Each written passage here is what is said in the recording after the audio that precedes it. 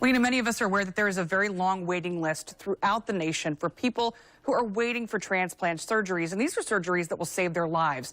That shortage of organ donors affects communities everywhere, including right here in ours. What many people are not aware of is how hard this need for transplants and shortage of donors affects certain groups of people. Donor registration in Duval County for Caucasian residents is 64%.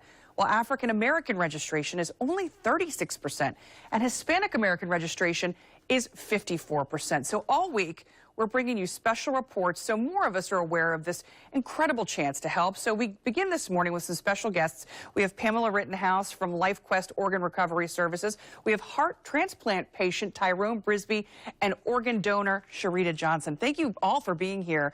So I want to start with you, Tyrone. I know that last thing you probably thought you were going to need was a heart transplant. Tell me a little bit about your story. Well, I'm just, average guy that was working every day, and all of a sudden one day I couldn't walk and breathe, and the doctor told me I needed a heart transplant, that I was in congestive heart failure. And it changed my life from that point because, you have these plans in life, and all of a sudden it's being cut short. But you were given the gift of life. I was given the gift of life by a young man, 14 years of age, Kyle Rogers. Amazing young man, wanted to be an organ donor at age 14, and I was 51, and I was like, I didn't know if I was going to receive a heart in time, but it came through. And it absolutely touches our heart to hear that story. A very bittersweet story for you, Sharita, because I know your son's so young when he passed away, but this inspired you to be an organ donor. Tell me a little bit about him. Well, Davion, he was 13 at the time he passed away.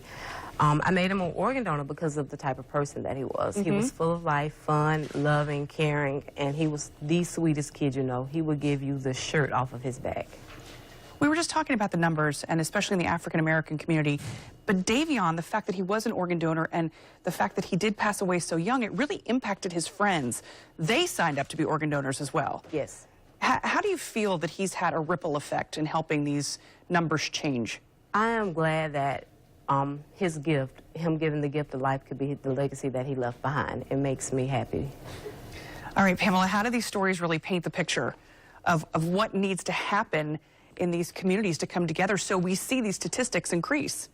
Well, and we're so grateful that people like Tyrone and people like Sharita are willing to talk about this and share this, because they do paint a picture. And in addition to the numbers that you shared about donation rates, we also know that 58% of all the people on the transplant waiting list in America come from the multicultural communities.